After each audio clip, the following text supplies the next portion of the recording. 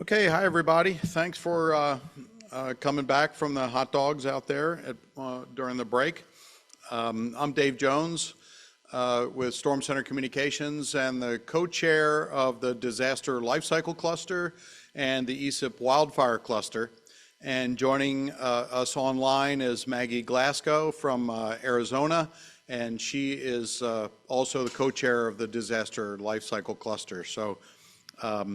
Maggie will be participating, and she's updated everything through the Google Docs here and the slides with all the right codes and links and all that sort of stuff.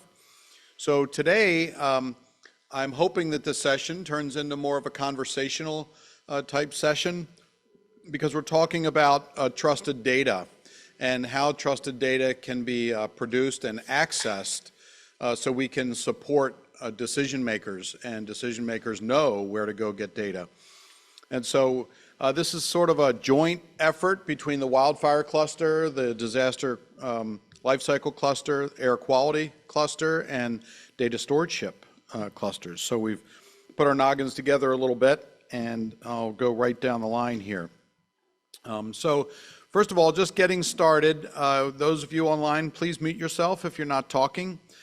Turn your camera on when asking a question so we can see you, and add your location, pronouns, whatever you'd like to put in the Google Doc here. You can scan this QR code and or go to this tiny URL at the bottom in red, and please enter your name and affiliation and that you were here in the meeting.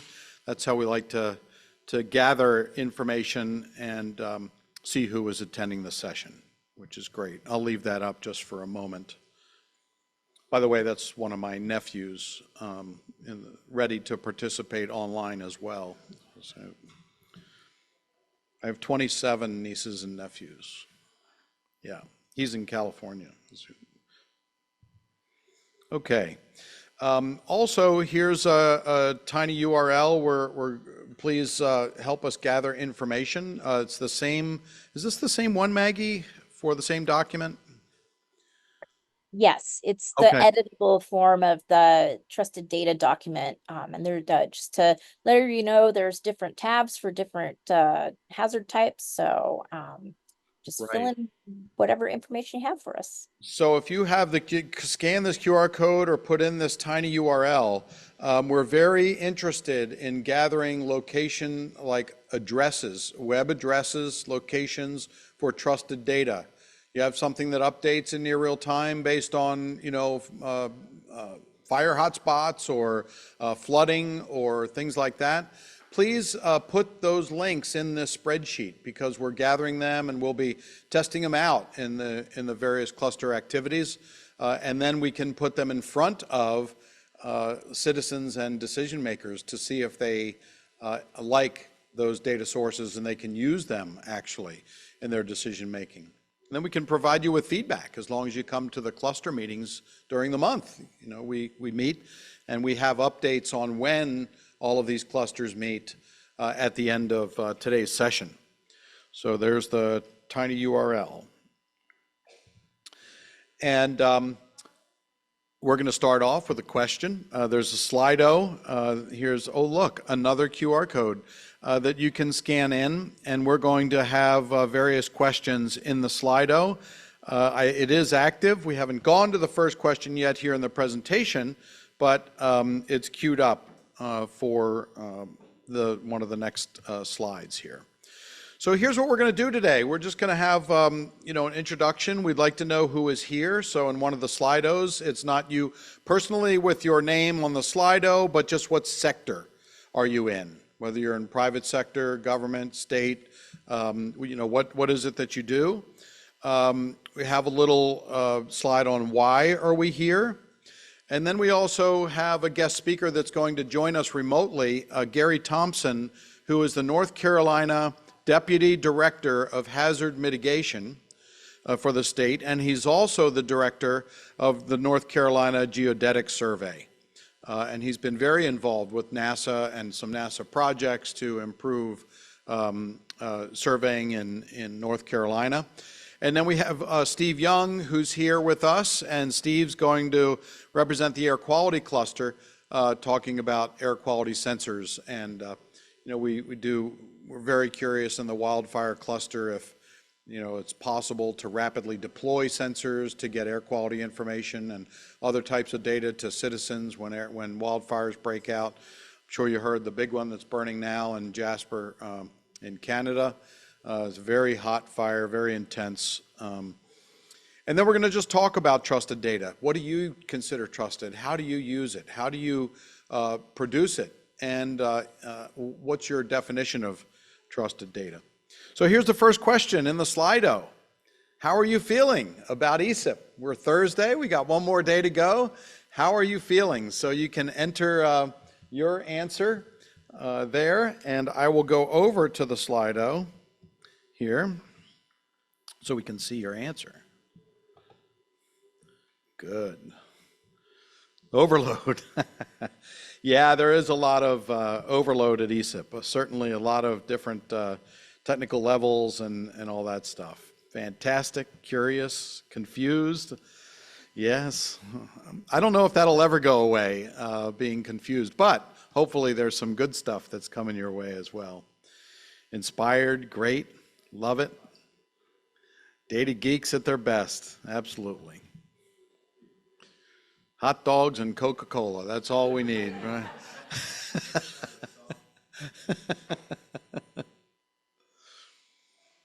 Great. Good. Oh, wishing I was there. We wish you were here too. People burn out. I know. It's amazing coming back out of the meetingless COVID era, right? Sort of like you want to ease back into these meetings and not go to too many. So that's great. Thanks for the response. Second wind, awesome. Must have been the break and the unlocked soda cabinet out there. I notice every time I walk by, it's locked, but there's a 30-minute period there where it's unlocked, and you got to take a bag with you and just put them all in your bag. And could probably sell them for double. Okay, so this is great. We'll put the, whoops, there's Steve's. We'll put this back up and hide this. Go back to slideshow here. So that's great. Thanks for that input. We like to have a little bit of fun here. So the next one is, who is here? So in the Slido poll, please just let us know. If you're an educator, you work in operations, you work in research, university research. It'd be great to get that. And I will pull up the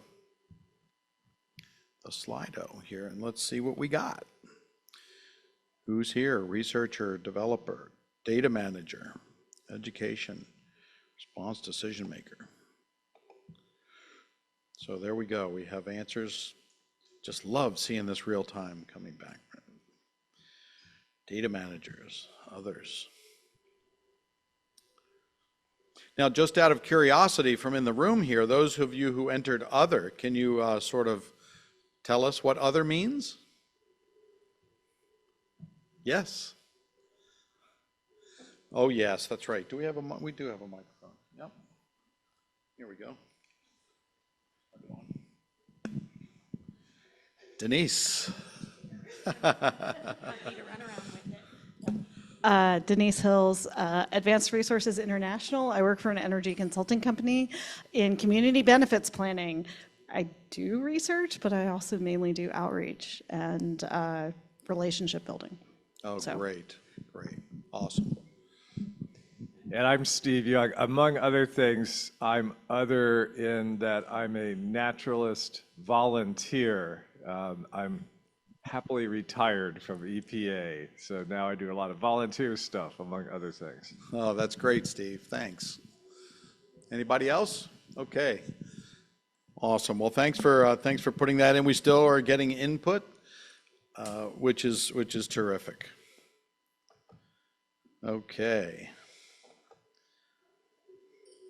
Just at the end of the day, we've just scaled it down a little bit. We're moving a little smooth and slow, so we can get to the conversation. So why are we here? Why has this session come together? Well, we've been doing a lot of work in the disaster life cycle cluster and the wildfire cluster over the last year. As a matter of fact, when we had the disaster life cycle cluster, we took on almost a 2.5 to 3 year effort looking at trusted data in the wildfire space. And we looked at data availability pre-wildfire, during wildfire, and post-wildfire.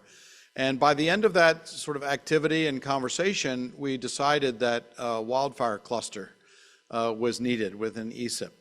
And so what the bottom line is from the work that we've done so far is that communities, and we're talking about people, residences, homeowners associations, neighborhoods, need trusted data. You might be surprised with all the talk we do around here at ESIP that there is another world out there of people who are non-technical and don't know a lot about data, but boy, they sure would like it. And they would like it when their life depends on it, and when they have to evacuate, or there's a wildfire that has started a couple ridges over and the Santa Ana is about to kick in, or some other type of wind. So communities need trusted data, and we want to expose them to this kind of data, and starting in small communities. Agencies, federal and state, collect, quality control, archive. We all know that. We've been meeting at ESIP for a very long time about archiving and offering data. They do that, and do that very well. Private organizations are collecting data for their own apps. They're licensing that data. Is it trusted?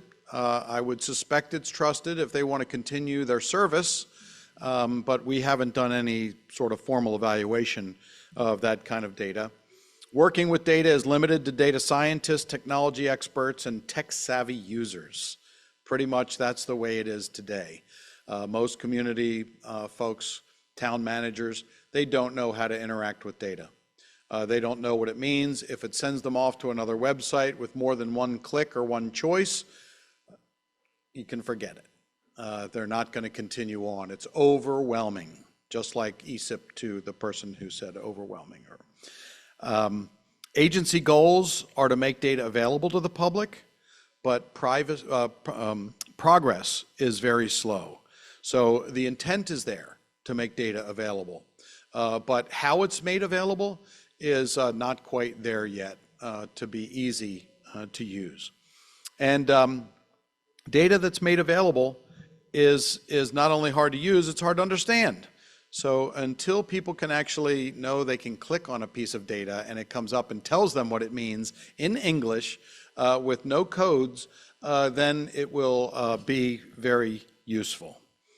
And so even FEMA, the FEMA website, we've talked a lot about inequality and inequity.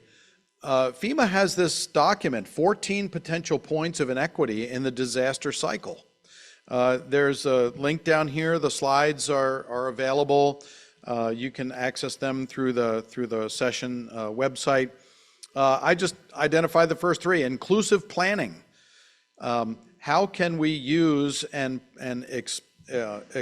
expose communities to data where they can be included in the planning processes?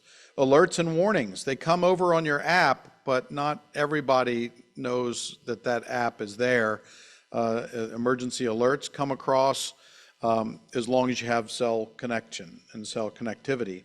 Information, culturally informed, actionable, available immediately. We've had some of those conversations already here at ESIP, but this particular document from FEMA, they are looking into this, and it goes to evacuation, transportation, sheltering, communication aids, and assistive services, recovery, mitigation, medical care, health, power decency, special diets, drinking water. All this stuff is a very interesting read on FEMA's website.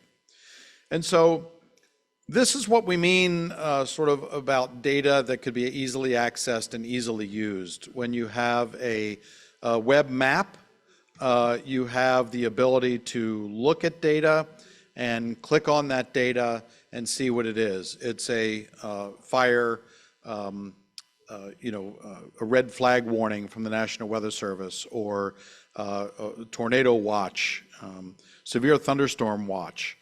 And then the ability to outline those areas and pull out population who might be exposed is something that this type of capability exists today, but how could it be better and how could it be improved with giving people a spatial identification and location? As a matter of fact, when I used to do the weather, I was a broadcast meteorologist in Washington, D.C. for 10 years through the 90s. And one of the things that we did that kind of got on our viewers' nerves a little bit was when we were standing up there in the chroma key, we would point out Washington, D.C. and say, here we are in Washington. Here we are in Washington, because people did not know where they live on a map. And we would say, now over here in Baltimore or Annapolis or, Front Royal, Virginia, we would always point it out when we said it. And people started coming back to us and saying, I always heard of these towns, but I never knew where they were on a map. And it's almost like you want to fall over, but you don't. You say, well, we hope that we're helping you understand more about how to use maps and geographic location, because it's probably going to be important to you one day. So this kind of display is what we're using in the disaster lifecycle cluster and the wildfire cluster to expose people to new types of data so they can learn about it and they can put it into their decision-making processes. How does that data get displayed, accessed and displayed? Well, the Weather Service is a leading organization within the federal government putting together web services and GIS services in the cloud. Of course, NOAA has a huge cloud initiative going on. We heard from, about DODS, and NASA is putting a lot of their data in the cloud, headed in that direction with a lot of their data holdings. But this is the options that the Weather Service gives you. You can do REST services, WMS or WMTS, WFS, WCS, ArcGIS Online Map Viewer, Web Map, Legend, and metadata. And they're populating this more and more in their cloud services. So we can just grab one of these links, put it right into a data sharing capability, and it pops up for everybody. And this is a very efficient and effective way, even if you have data that you want to make available, but you don't want people to download and save it and alter it and re-upload it and all that stuff, you don't have to enable downloading in a web service. You're just actually accessing the data that can be queried and providing people with information. And while we at ESIP love to download and work with data, 99% of America does not want to download and work with data. They just want the answer. They want the answer to what they're looking for. And I think that's really a very important, learning point that we had over the last couple of years. So we have a goal for the Trusted Data Now initiative, and that's to identify trusted data that is open and available or soon to be open and available. If you have ideas of open data, of data web services that you have, that you use, that you've come across, please let us know. And we have that link that I put up earlier that you can enter them right now into the spreadsheet and say, hey, here's one, U.S. Forest Service active website, active fire website, what incidents are working on, InstaWeb, all that kind of stuff are very good. USGS, send us your links. This was a very interesting quote that we had from Phil Balin, who works for FEMA and the California National Guard out of California. And Phil participates fairly regularly in our disaster lifecycle cluster. And he said, we have no way of seeing what data is available or being collected in disaster areas. We have to open doors to open science and not force people to be in the know on where to get data. That's how people learn about web services and data. They just are in the know because they either were at this meeting or another meeting or the Esri conference or whatever, and they don't share it and they don't publish it. And this is a problem because citizens out there are decisions being made on data that citizens should know about. And they don't know about it, and maybe they would make a decision before the evacuation order was issued to leave and leave earlier. So it's a very interesting time that we live in, where a lot of agencies are putting data out there, but they're just not sure in how to make it available. The science community is very vocal in the science meetings. But nobody is coming to a homeowners association meeting to educate them about the breadth of data that they could use. And we're hoping to change that a little bit. So also looking, this isn't stood up, this ESIP cluster testbed. This is just something that we've talked about, where we have this vision of testing data sets for their accessibility, timeliness, trustworthiness, ability to be easily understood by non-technical experts. This is one example. So I said that NOAA and the National Weather Service are making good progress in putting data services up and making them available. The little graphic on the lower right-hand side shows the day 1 to 3 excessive rainfall outlook. So anywhere in yellow, there's an excessive amount of rain that could cause flooding that's expected over the next 1 to 3 days. This isn't from today, but it is from a few days ago. And when you click on it, that's the information you get. Oh, wow, an FID of 0. What does that mean? There's a product, day 1 to 3 excessive rainfall outlook. Okay, that's good. Well, that's already up there in the title.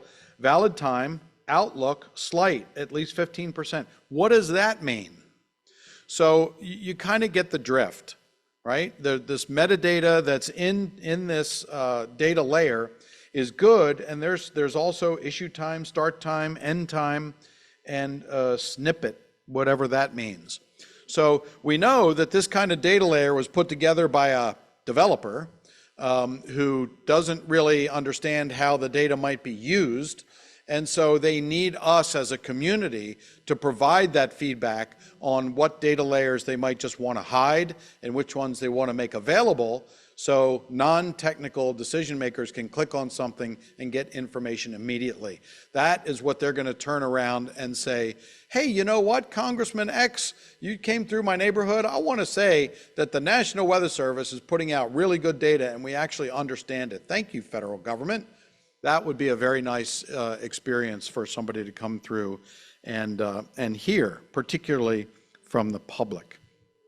And so this is our vision. And I had a little bit of fun with AI and asked AI to create a child pointing at a data set telling her parents that we're going to get rain. It's been in a drought. And so after a few iterations, at one point the little girl had 3 arms, and I don't know, I guess that was to just point out efficiency.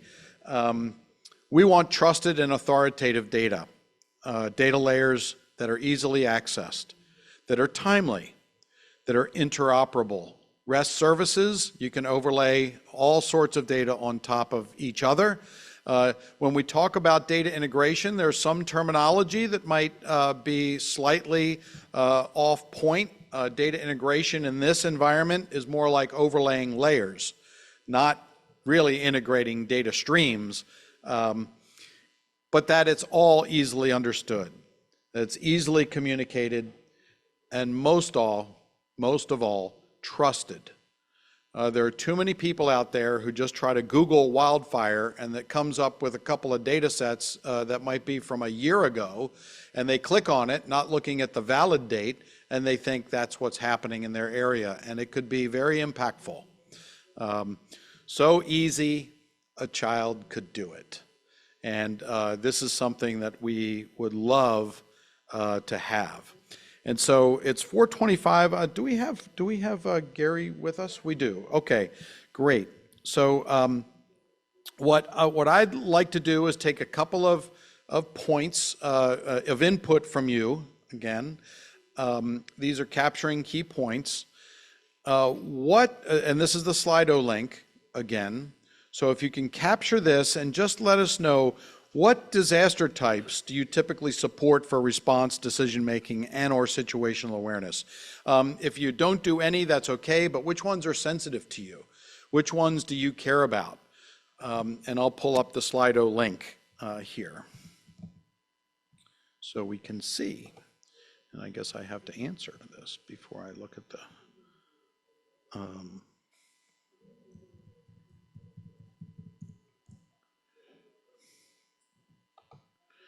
Okay, so we have hurricanes, flash flooding, wildfires, natural disasters, more wildland fires, flood and tornadoes. And what we're seeing over the last several years is that these type of events, these disasters, these hazards, are happening more frequently. And in the case of rainfall, rain is falling more intensely. So we're seeing more flash flood warnings. We're also seeing with sea level rise more. I live in Anne Arundel County, Maryland. In Anne Arundel County is the town of Annapolis, which is the state capital.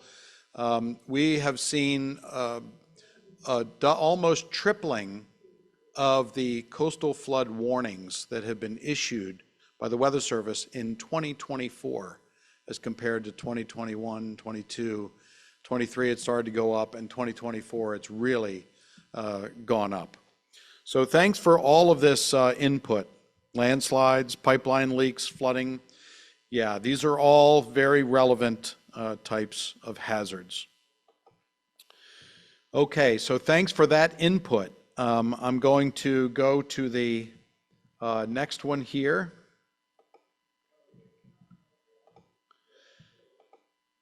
And how do you access and use trusted data? Maybe trusted is a new word before the word data, because we talk about data a lot, but we're talking about data that's going to be used in decision making, and so we want it to be trusted. You know your source. You know that you trust the organization providing that information. Go back here.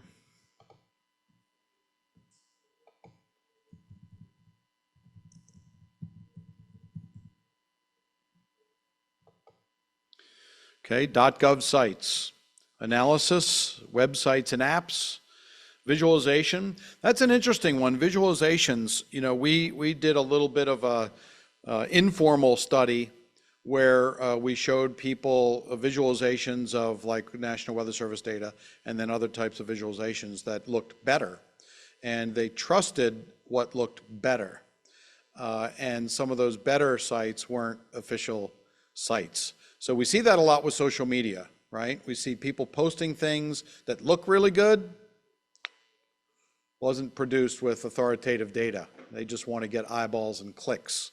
This is really important to know the source of where you're getting this information. Because again, when you're dealing with these kind of hazards, it could be life or death when you're accessing data. Great. An app that I've selected because I trust it. Good.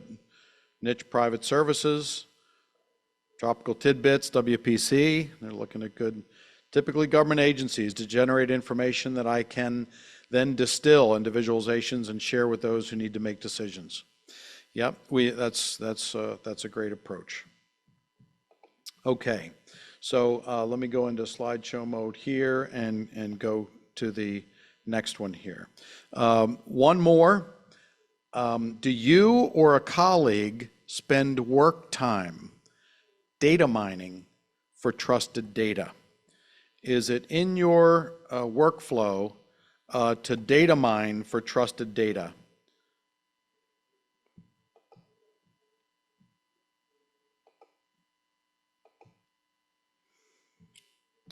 The yeses are beating the noes. we had a project where we did a little analysis of analysts who had to look at satellite imagery related to river ice breakup. And we looked at their time, and they spent about 80% of their time looking for data. 80%. 10% of their time analyzing the data, and 10% actually making a product. So by making data easily available through web services and things that you can put on a map and zoom in and look at, get the answer more rapidly, that can be cut down to 10%, where you're using much more of your time analyzing the data and putting together the product. So that was really very interesting. Okay, so what I'd like to do here now is introduce Gary Thompson. Gary, can we do a quick little mic check? Yes, sir. Can you hear me? Yes, we can hear you just fine. Thank you. So everybody, Gary Thompson is joining us now. He is the chief of the North Carolina Geodetic Survey since 1994. He's been continually modernizing the agency to keep up with advances in spatial data needs in engineering, surveying, mapping, and scientific fields. He's also the Deputy Risk Management Chief for North Carolina Emergency Management. And we're so happy we were able to get Gary to join us being here in Asheville. And Gary, thanks so much. I'm going to stop sharing my screen so you can take the reins. And here, let's see. Share, stop sharing. There we go. All right, give me a second here. And there's Gary. We see you. Hello. All right, can you see my screen? We can see your screen. All right. Well, good afternoon, everyone. So what I'd like to share with you is really 3 of our web applications of how we share data after storms or during events and just before events. And here in our section, which now what used to be called risk management is now hazard mitigation program support. And so in our section, we have the Geodetic Survey, which is the state surveyor's office. We have the floodplain mapping program. Now here in North Carolina, the floodplain mapping program is, we partner with the FEMA in early 2000, become a cooperative technical state. And so we produce our own flood maps here in partnership with FEMA. And I'll show you our app where we can share that to the public. And then we have our flood warning system here in North Carolina, which I'll show you an example of that. So, so what you're seeing on the screen now is our what's called FRIS, Flood Risk Information System. And this is where we show our regulatory flood maps, which are the FEMA DFIRMs. And this site is used year round, but especially right before a flood event like Hurricane Florence.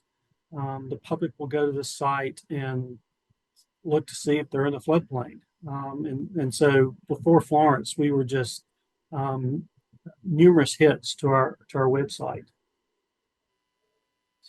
So when you go to the page, you can either zoom down to a county where you want to get information, or type in an address or a county and then zoom into a different level there.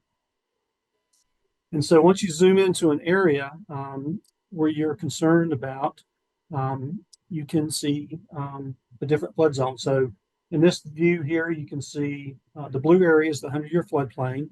The yellow area is the 500-year floodplain, and then the kind of the section is the floodway. And then off to the left there, you see some kind of red hatched areas, and that indicates that we're doing some type of revision to the map there. And then, as you can see on the right, the dashboard there, there's a lot of information. What's unique about this, and surveyors and engineers really love this feature, is once you zoom into an area and you click on any area in the 100-year floodplain, it will display the base flood elevation.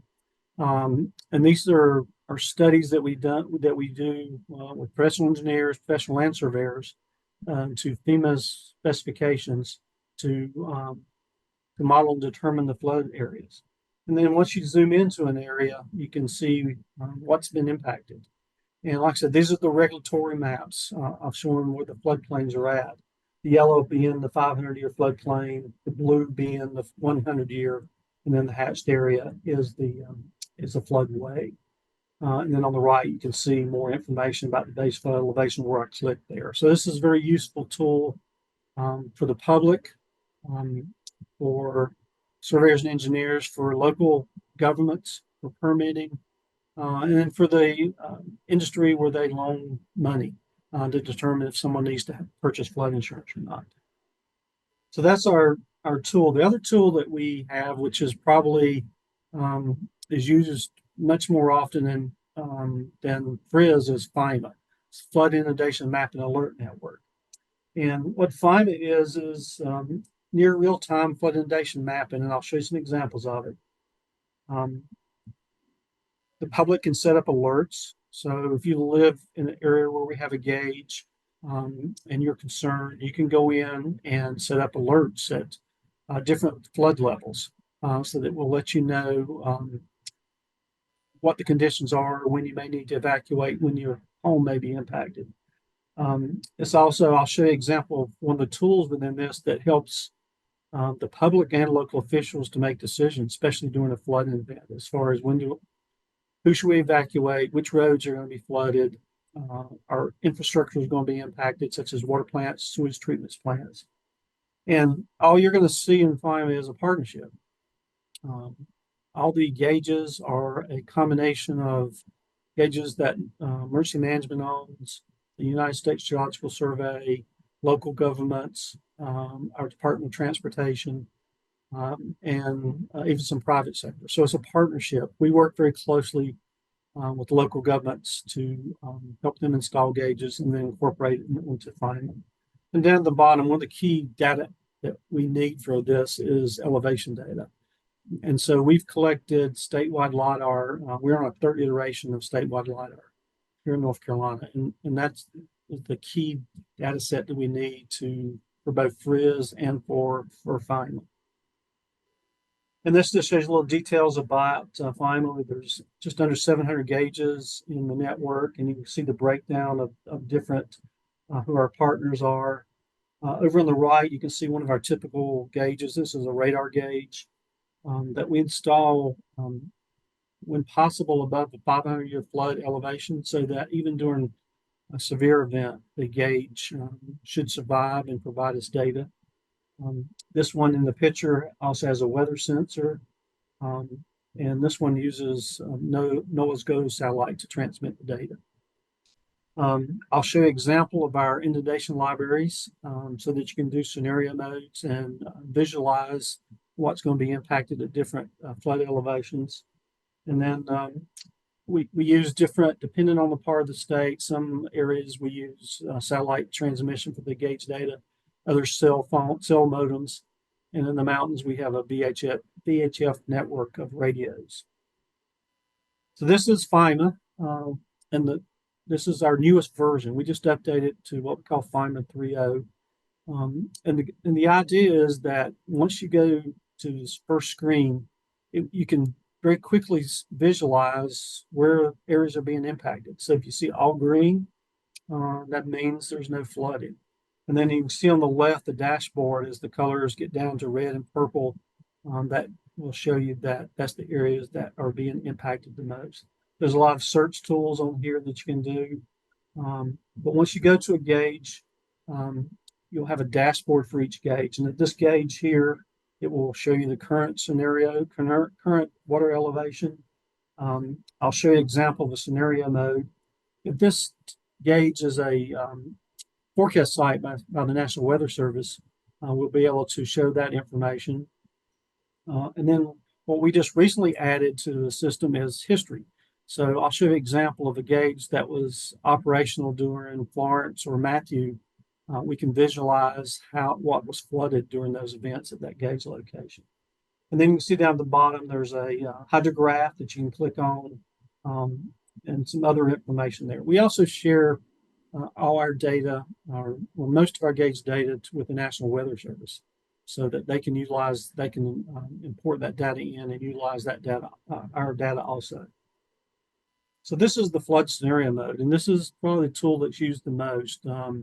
The public can use it, local officials. And so what scenario tool is allows you to visualize either a predicted level of flooding, or if you're just curious to see if the water elevation got to a certain elevation, what will be impacted. And you can see the bar across the top there at different elevations. And then watch as I change the water elevation. As I raise the level of water, you can see that you can visualize what's flooded. And you'll start noticing buildings will start to change color. And if you notice the scale on the left, that will tell you the estimated amount of water in or around the building as I raise the elevation. And you can look at the bottom right-hand corner also, you can see currently it says 143 buildings with a damage of a little over 1.5 million.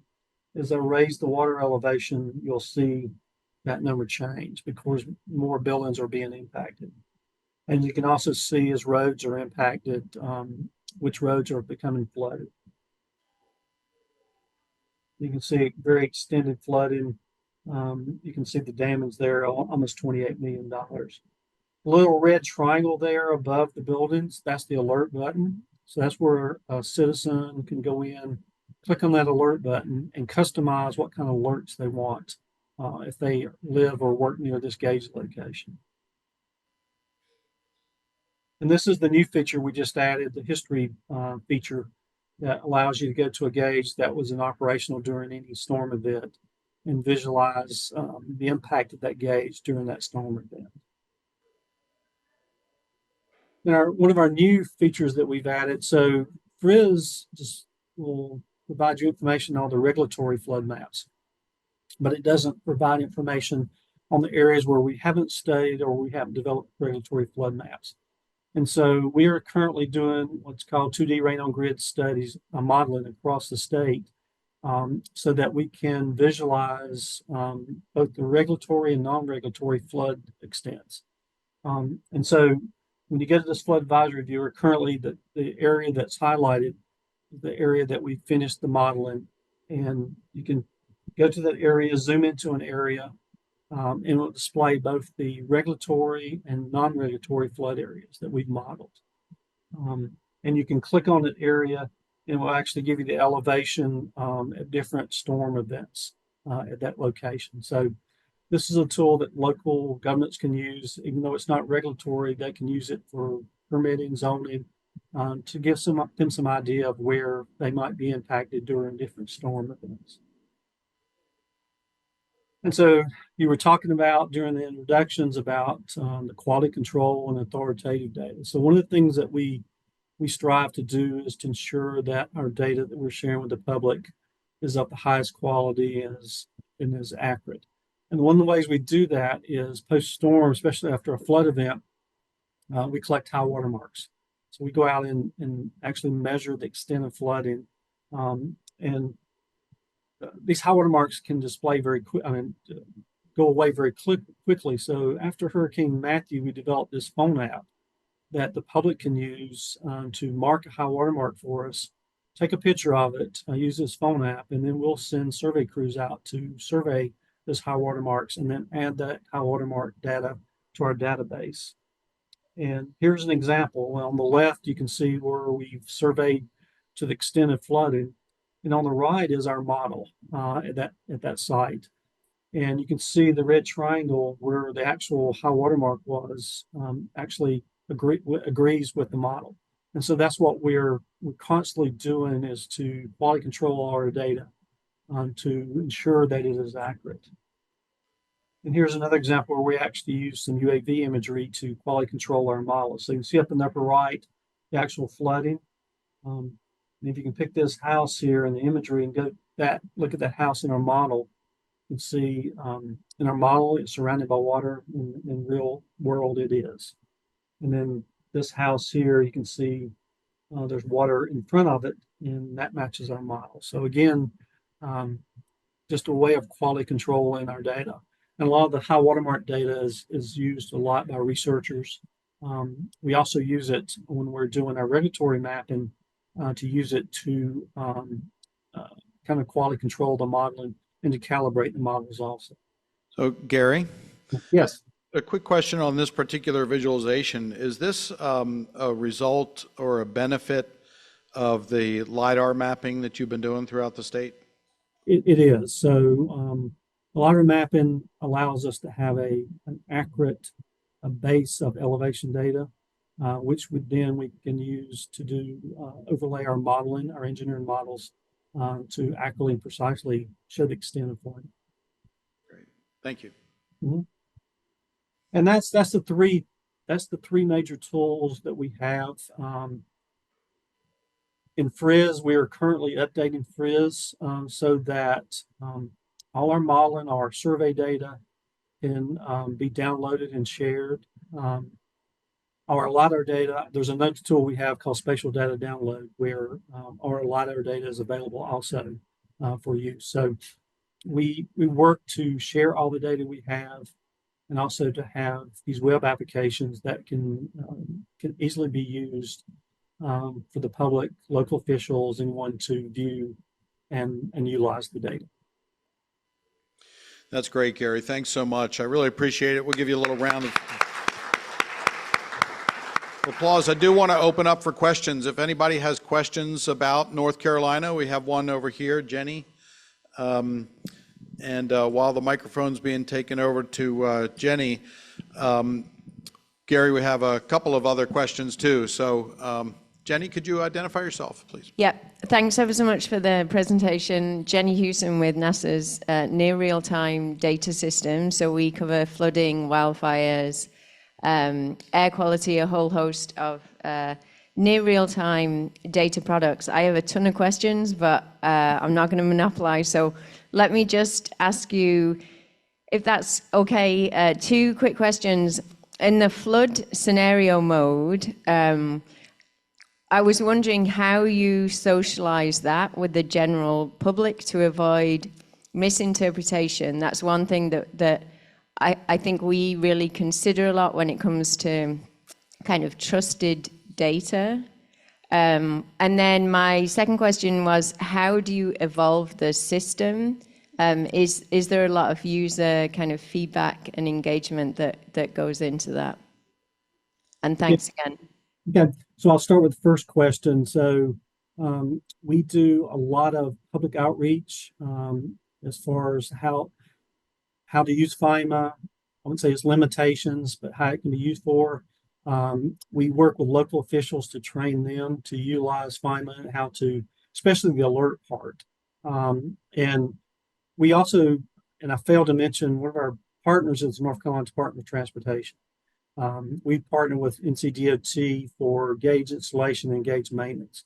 And our newest version of FIMA has also transportation impacts, which is a new feature. So I would say with outreach and working with local officials to educate them on the use of FIMA. And repeat your second question. Bringing the microphone back to her. Stand by. Sorry about that. Sorry about that. We had to get the microphone moved again. In terms of how I think you've kind of answered my second question. I was interested in how you evolve the system in terms of how you incorporate user feedback, etc. And it sounds like you probably are doing that through some of your outreach activities as well. We are, and we just, the version I showed you is the newest version we just rolled out, 3.0, and we took input from feedback from our users, from our local officials. One of the things that we were told version before was not very mobile friendly. And so we made sure this version was very mobile friendly because especially during an event, a lot of people are out with their phones. So mainly from feedback from all our users. Okay, perfect. Thanks ever so much. Other questions? Yep. Hi, my name is Tom Paris. I am president of a small company called iSciences. I'm curious on the risk side, how effective you think the 100-year return period is for public communications. Over the course of a 30-year mortgage, that's a 30% chance of a flood. Yes, so very confident in that because we utilize the methods that that FEMA requires. We use professional engineers to develop the models, and as I said, we're constantly doing quality control to check and to verify all our modeling. When we started the floodplain mapping program in early 2000, our goal was to remap the whole state and remove all the unnumbered A zones. And we've completed that. Now we still have a few unnumbered A zones, mainly in swampy areas.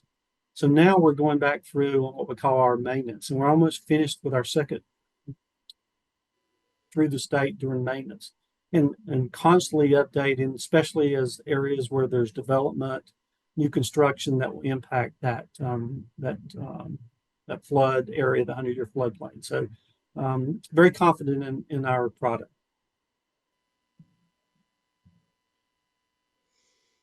Thanks so much, Gary. I have a question for you. I was just wondering when you put this data out there, how do you approach getting in touch or including the underserved communities that may not have high bandwidth or bandwidth at all? How do you, what's your approach there? Public meetings. So anytime we do, we roll out or do new maps or update the maps, we go out and do public meetings and invite the residents there, sit down and talk with them. We hold it in areas that are easily accessible. And in other cases, in some cases, we'll do it via remotely like this, but we like to do it in person. So that's our mode of reaching all the communities that are impacted of our new flood maps. So do you find that the communities are receptive to, I'll say just quote, the government coming in and helping them, or do they just say, we'll be fine how we are? The meetings, I would say, very receptive. We get a lot of questions, and we strive to answer those questions, explain to them why. In a lot of cases where maybe the floodplain has changed dramatically, we will explain to them why that's occurring, why the BFE maybe has risen, or maybe then in the previous map they were not in the flood zone, but now they are. So we spend time making sure we explain that to the citizens. That's great. Thank you very much. Any other questions for Gary? And Gary, if you don't mind, if you could remain online, there might be other questions that come your way, or we just want to ask you about your trusted data. And I had one final question before we do that, and that is with regard to trusted data and the future. What's your vision, or what feedback have you got about the next step? Your Feynman 4.0 or 5.0. What would you like to see in a system like this to connect with the communities? First step, more gauges, especially along areas that are impacted by flooding, because our models where the scenario tool you see only extend certain distances from the gauge. And so the goal would be to have more gauges out there so we can have complete coverage. And then just stay up with technology, utilize the latest technology, the latest communication technology, and at some point AI to help us with this feature too. But I'd say first is more gauges, and then keeping up with technology. Gotcha. Very good. Thank you very much, Gary. I appreciate that. And we're going to ask Steve Young to come on up and talk to us about his air quality cluster, ESIP's air quality cluster that Steve participates in and co-chairs. And I think, let's see, we have his presentation somewhere.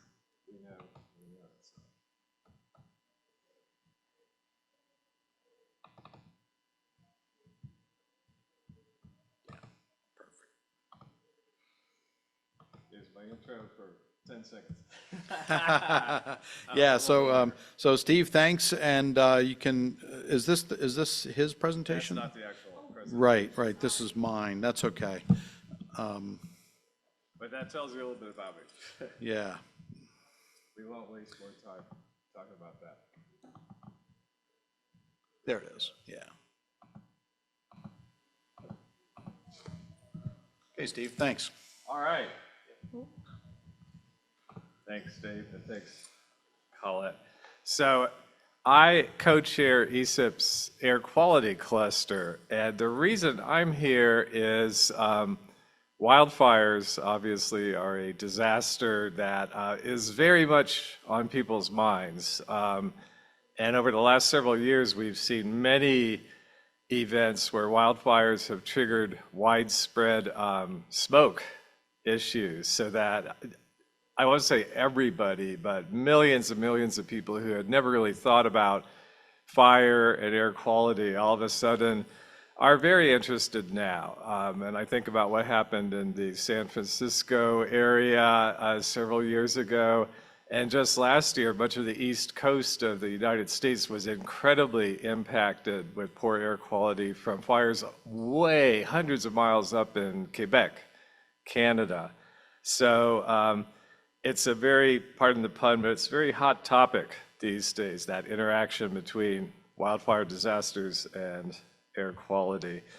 So I want to start by just talking for a second about macro driving forces that we're seeing. A whole bunch of mores. We have more people who are in harm's way in recent times. We have more places that are vulnerable to wildfire. And a lot of that is due to climate change, obviously. We literally are having more wildfires and often more intense, more destructive wildfires. And as I already mentioned, we're having more smoke impacting air quality for millions of people. So what does that mean? If we have all these more issues, there's a greater need for trustworthy data, like Dave has been talking about, and Gary, and we need the data to generate actionable information. Yeah, I mean, we want to tell people that their air quality is really bad when it is, but are we just stopping there, or can we give them actionable information? Is there anything that you can do about it to protect yourself? So some key developments I want to touch on very briefly. We have a lot more sensing capability. You know, we just heard about some things from Dave and from Gary, both remote sensing, so really fascinating satellite sensor developments in recent years, and more in situ sensing as well. We've got greater coverage both spatially and temporally, and in some cases in terms of substance speciation. And to me, interestingly, and I forgot, let me just grab my gizmo.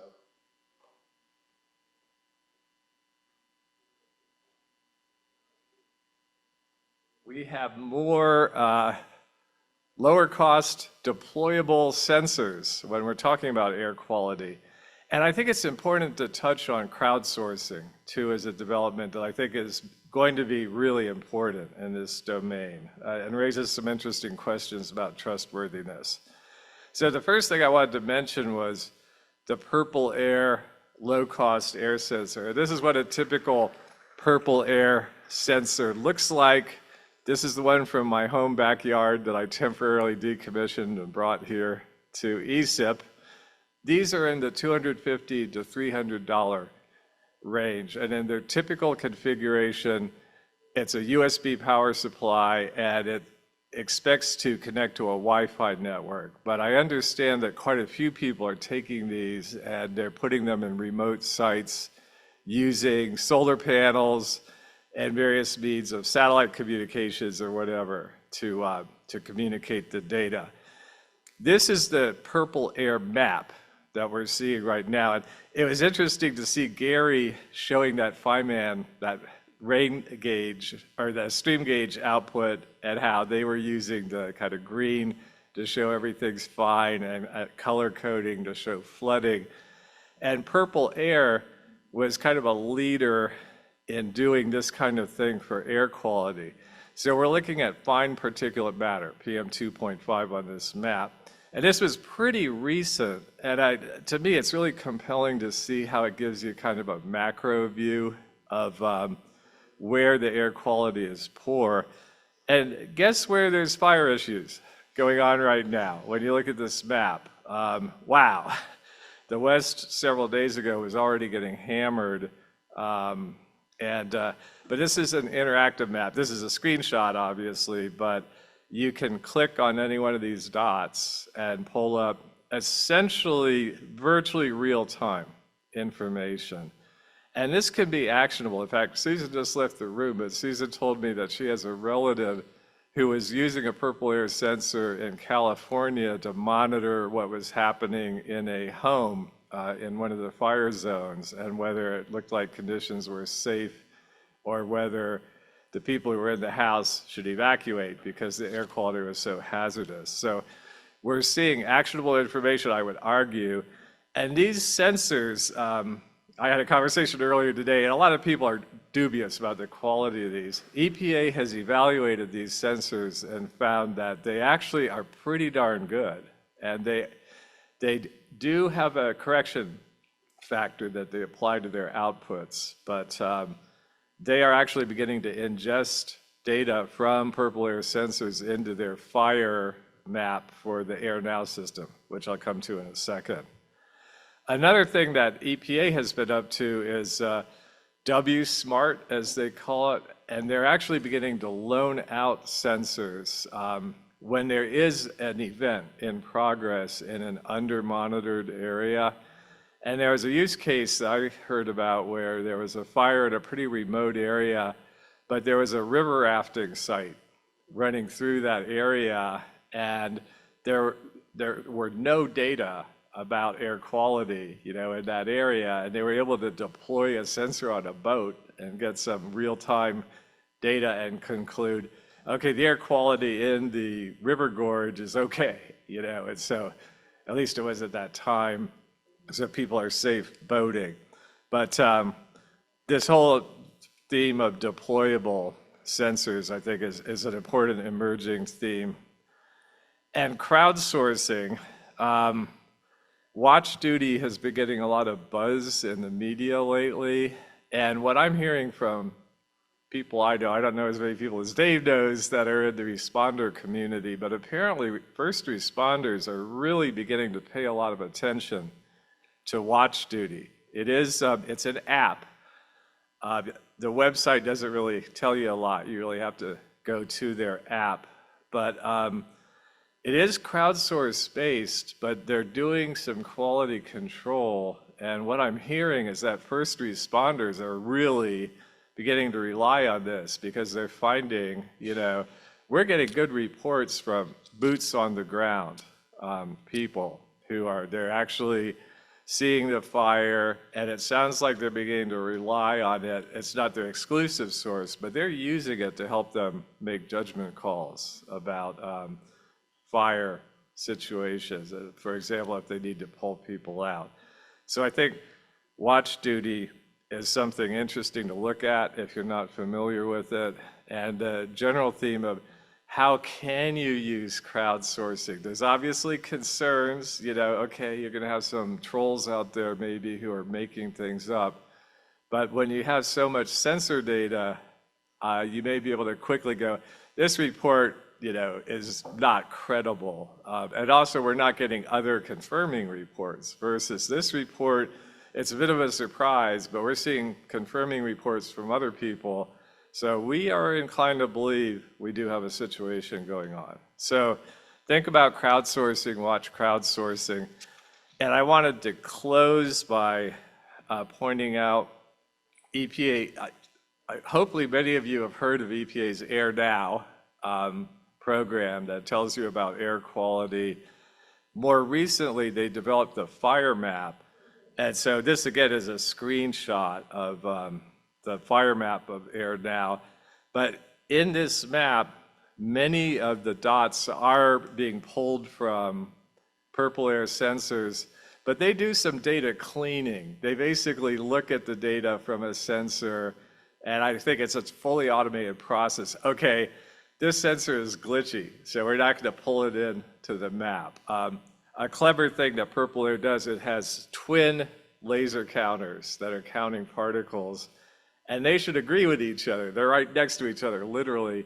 If you see disagreement between the two sensors, that suggests that there's some problem, right? And so you're not going to work with those data until that gets fixed. So I think it's pretty interesting that EPA, which is a regulatory agency, has decided these things are worth paying attention to. So I believe that's the end of my quick talk, but happy to answer any questions, time permitting. So, Questions for Steve? thanks. Someone must have a question. I hope. How many of you, let's see a show of hands, how many of you have Purple Air sensor at your residence? How many of you know, in the crowd here, there was no hands raised. How many of you know somebody who has a Purple Air sensor? There was All a right. couple of hand raises. So, I only deployed this one in August of last year, so it's fairly new in my experience. But it's normally it's pretty cool to be able to go into the web and see what my air quality is. Check up on it. and I think, was your intent to give one of these away today? No, it was not. In fact, I was very sad. I've lost my data stream from home because I had to bring it with me. Yeah. Jen- I was just wondering, does it affect your outdoor activities? Depending on what you get as a response to that. I live in Salt Lake City. We have horrible air quality in the city right now. And there is a lot of kind of emphasis on curbing your outdoor activities, depending on the air quality. So I'm just interested. Before you answer that, for online viewers, the question was, does Steve use the Purple Air sensor to curb his outdoor activities? Is it something that is really something he pays attention to? Yeah, that's a great question. And the short answer is yes. When we had the event last year, the East Coast event with smoke, at that time, I didn't have my personal sensor, but I was looking at the Purple Air map, and there were a lot of sensors, nearby where I live. And I was watching the readings just start to go off the charts, almost on an hour-by-hour basis. And I normally like to bicycle a lot, and when I began to see those high PM 2.5 readings, I realized I'm not going to risk my health by going out there and doing my biking. I also, I had concert tickets for an outdoor concert just almost at the peak of that event. And I was watching the readings and going, oh, these readings are really dire, and wondering if they would cancel. And at the last minute, they actually canceled that concert. They said for the safety, the health of the performers, and it was Robert Plant and Alison Krauss. If any of you know who Robert Plant is, they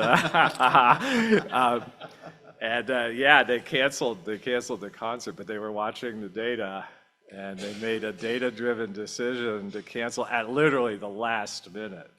Yeah. Well, that's great. Thanks, Steve. We have a Thanks. question back here? Yep.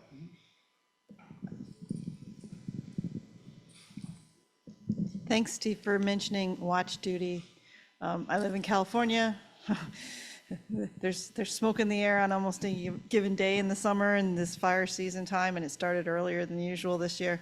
So I actually picked it up last year, and I have been definitely feeling like I can rely on it when I'm like sensing something in the air. I check watch duty, and there's always something there, and it's reporting. It's really kind of quite nice to use. It's reporting the acreage, and it gives you regular updates pushed to your phone of like, is it how much contained is it advancing, where's the front? I mean, it's got some really good information that for those of us who have to live around this, it's actually been quite relieving to have it right delivered to you, and there's your information. And it's kudos for an that. interesting model. They're a nonprofit. It's a .org. It's not a, for-profit corporation. And, but what I'm hearing is very positive about what they're doing. All right. That's great, Steve. Thanks so much. I do want to make this a conversation, and Gary, I want to include you in this as well. I want to bring up the video. How do I do that? The participants, or just view everybody there? Okay, there we go. Hello, Gary, you're back with us on the Sure. full screen. So the question that I have, based on what Steve has presented, does the state of North Carolina have any plans to integrate crowdsourced type of information? Yeah, and well, the one I'm most familiar with is the high water mark data. So that's an area that after Florence, we had very good success with the public, and we'd like to increase that. So that's the one I'm most familiar with, is our high water mark phone. Gotcha. And have you looked at all at air quality and including air quality in your dashboard? That would be our Department of Environmental Quality. So they would handle that, and they do have some dashboards with that information. Gotcha. Okay, that's great. There's another question. The data sets that you were showing in the app look like they were all, well, USGS sensors, North Carolina sensors. Do you have web service addresses for those services, or is it limited to the dashboard itself for people to go to? We do have some web services. We have to be careful. We share a lot of our gauge data through another service, but we have to be careful what people, the amount of data. We had an instance about a month ago where it was slowing down the application. So yes, we do have services, but we work with the user to make sure it doesn't impact our application. Gotcha. Are those services in the cloud, or are you serving them locally? The FIMA is in the cloud. Frizz is currently not, but we're serving them locally, yes. Okay, that's great. Does anybody else have any other questions related to data for Gary or Steve? Okay, yes, here's a question over here. Yeah, really quick. I am Martin Yapur from NOAA NESDIS, working in an office called User Engagement. So I'm very interested in learning about how NOAA products in general reach their ultimate users. Based on what we heard today from Gary and from Steve as well, I'm curious to know if the insurance industry engages with you at any level or any capacity, either to consume data or any other type of interaction. Yes, they do. They heavily utilize our Frizz website. And then we also, in our office, we have our National Flood Insurance Program, our liaison here from North Carolina. So we work closely with the insurance industry here in North Carolina, but mainly through our Frizz application, where they can go in if there's a home to be purchased, they can utilize that to determine if it's in the floodplain or not. And then we also work with the Surveyor Society here in North Carolina, who kind of indirectly work with the insurance industry because they produce the elevation certificates, which are then used by the insurance companies to determine the level of insurance that's needed. That's great. Steve, have you had any conversations or anything with? I personally have not, but what I've been hearing anecdotally is that the insurance industry is watching. So Gary's talking about from the flooding perspective, from the fire vulnerability perspective. What I've been hearing a fair amount of is that the insurance industry is watching that closely, and I think I've heard that they're beginning to cease to insure areas that are viewed as high fire vulnerability. So much of the West obviously is fire country. And I think some of our audience may know better than I, but it's definitely impacting insurance rates in like California because the fires that they've been experiencing and all of the housing that's in that wildland, that interface where it's very vulnerable. So I think the industry is watching closely for these hazards, is my understanding.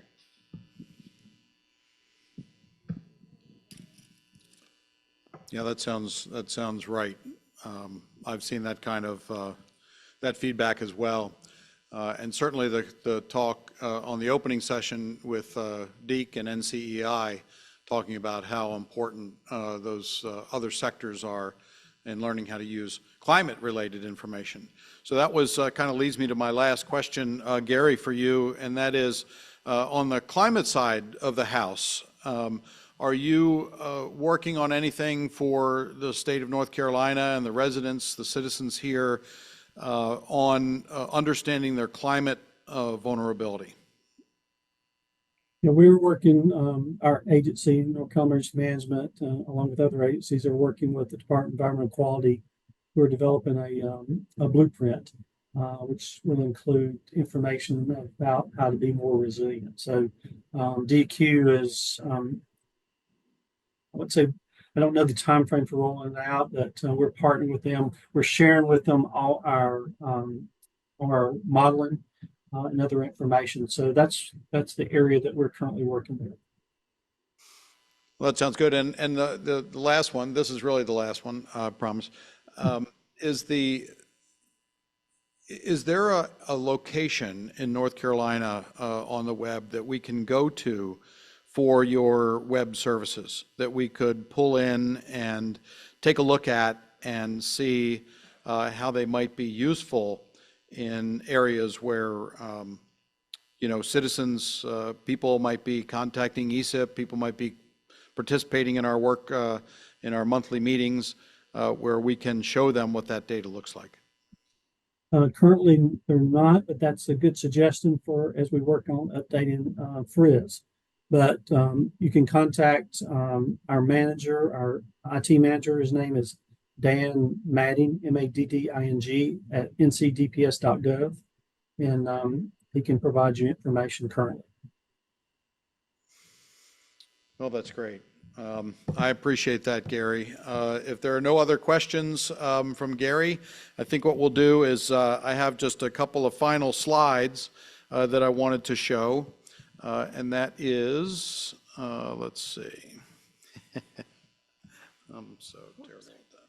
You're totally fine.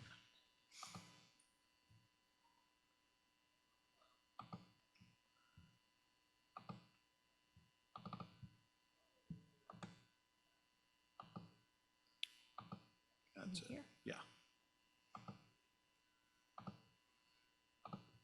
Okay, great, awesome. So now hopefully you can see the screen again. We have another QR code I'd like you to scan and answer here if you could. And that is, what is something unique that the Disaster Lifecycle Cluster, wildfires, air quality, stewardship clusters could address in supporting access to tools, products, and trusted data over the next 1 to 3 years? We have monthly meetings where we come online and talk to each other for about an hour. It can be random topics, it could be something focused, but we want it to be relevant. And so if you have some ideas, it would be very welcome, and we could dive into some of these data issues. And so I'm going to go over to the Slido, and I'll enter a word here.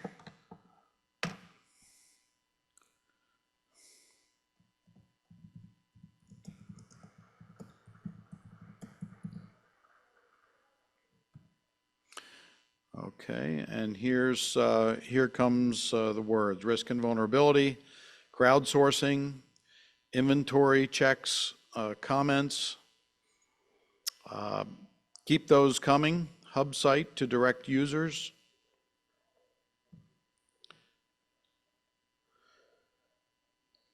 And when we have our monthly meetings, we do talk about testing data sets. So if any of you, again, have ideas or you know of trusted data links, data sets, web portals that aren't just displaying the data but have access to the links as well, that is something that we're very interested in.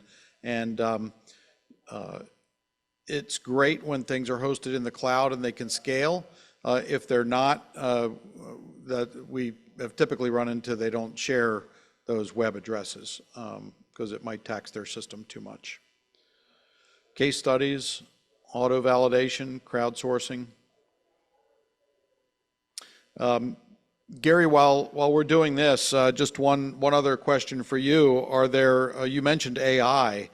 What kind of thought are you giving to AI? Do you guys have an AI team? Are you looking to leverage off things that federal agencies are doing?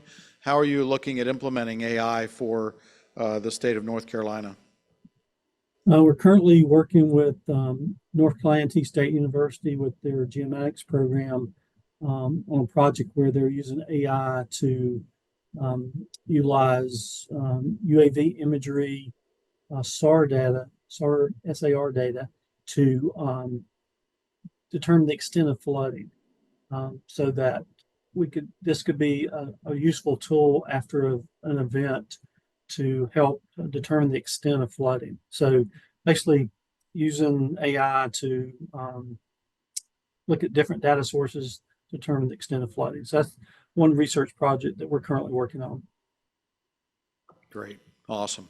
This is the final question for the session in the poll, and that should advance. We should be on the next question already. How do you imagine participating with any ESIP cluster? 1 through 5, basically. 1, just staying informed. 5, rolling up my sleeves and getting involved in the conversation and participating in our calls. I'll pull that up here.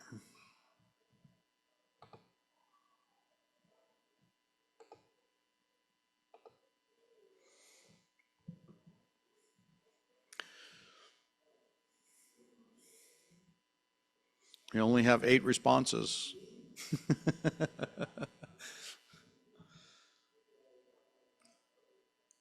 No, this is good. This is all very helpful, and those of you who are interested in rolling up your sleeves or getting more active, really just connect to our monthly meeting and just sit in, see how it goes.